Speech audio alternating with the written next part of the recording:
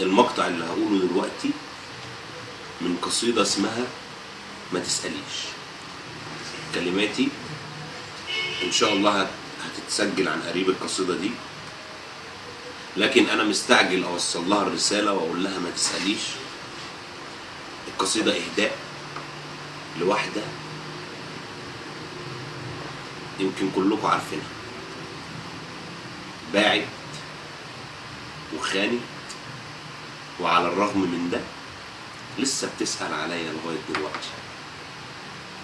فبقول لها ما تسأليش عني تاني، ما تسأليش عني تاني، كل أخباري حقيقة، إني حبيت غيرك وإني نسيتك وإني حقنت سمي في وريدك حقيقة.